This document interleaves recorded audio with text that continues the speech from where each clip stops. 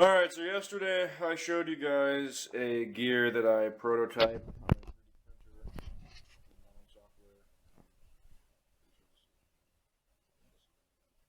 This, the angle is slightly different. On the Gillix it's 27 point something to the 54, which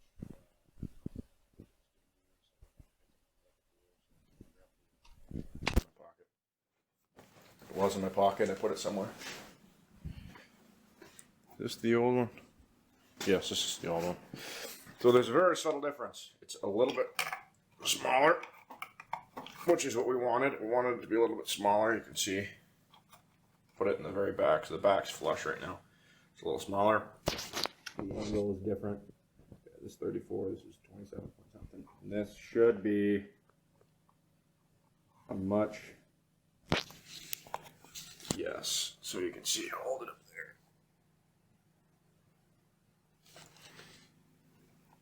I don't really know how well you guys can see that, but it's flush all the way around. So that's what we wanted right there. This is what we want. This gear should be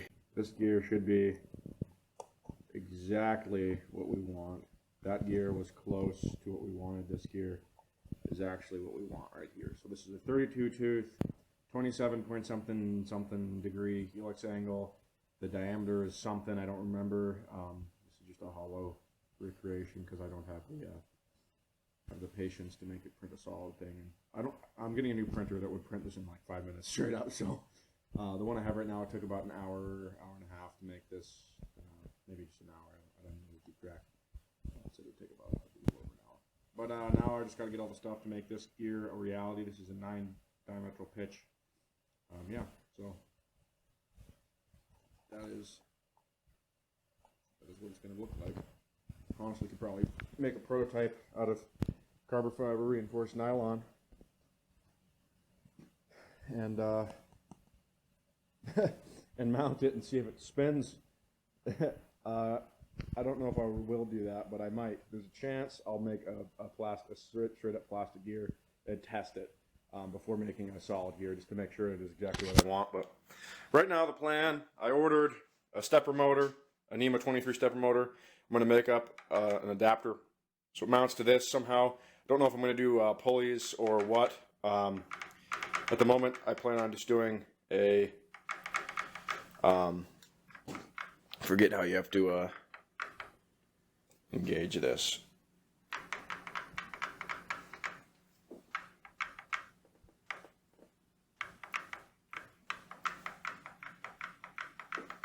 Forget what you have to do. You have to do something in order to engage that. I think it's that.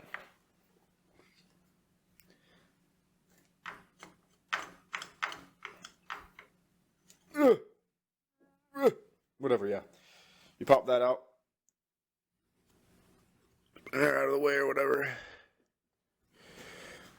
Good times, good times.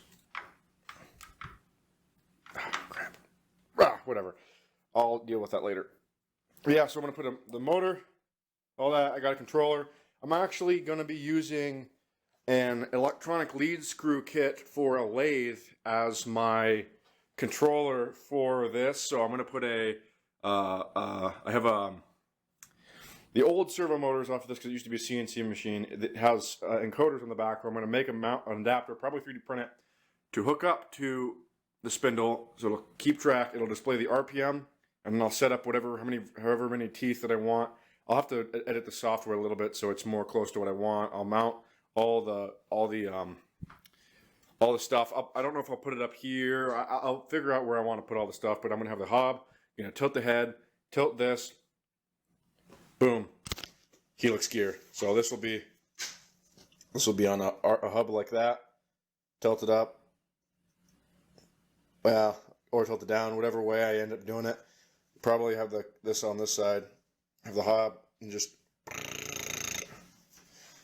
it'll be a lot of fun. So I'm going to be doing an actual hobbing setup, not the approximation with the cutters and lead attachment. It's just going to be CNC based off the spindle, RPM. So it's a digital gear train, effectively, and the kit that I'm using the latency is as about as minimal as you can get, in my opinion, without having an actual gear train. And it's, you know, you pretty much would get that with you get latency with gear trains because of backlash and all that. So I'm not really too concerned. It's the guy that made it is pretty smart. It's Cloud42 on YouTube. I think it'll work out pretty good. Obviously, this isn't its intended purpose, but it will serve me perfectly. And however I have to, whatever I'm gonna, like I said, I'm gonna have to do a bunch of thinking and editing the software just so it's exactly what I want, and then it'll do my job, and it'll probably forever be a dedicated gear hobbing. I can still use this as a dividing head, and I can even leave all the stuff on the back, and I can even set up tachometers in different places. So if I wanted to mill a spiral, I could set it up to this, so I don't even need to have a gear train. It'll just be the servo. It'll be like a dumb CNC dividing head. You know, I think it'll work pretty good in my opinion. So, yep, that's what I'm doing for the. That's what I'm doing for the drive head there. So, I think it'll go well. I got plenty of other things that I can do. Also don't know. I don't know how this is supposed to interface with this. I don't know if you just take those out. Because that's small. It must stick out some. Obviously. Needs to. Because I'll figure all that stuff out. What else am I going to talk about here? I need to hob some... I might get into hobbing some gears that are in here due to the damaged gears, but I've yet to determine my course of action with that. I'm gonna go figure out what I'm doing for dinner here and carry on.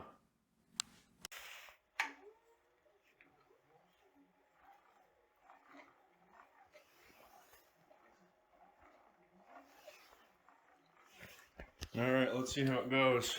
Put her in low gear.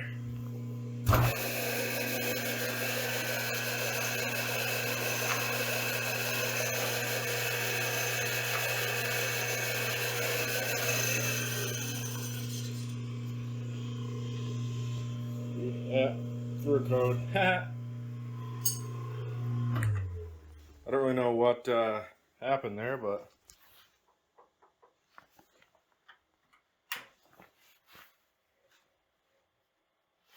maybe just spinning too fast. I don't know. The motor just needs a little bit more torque. I'm afraid that it'll stall because I mean it can barely drive this, which sucks. So I might need to order a bigger motor. I'm not really sure here. Yeah.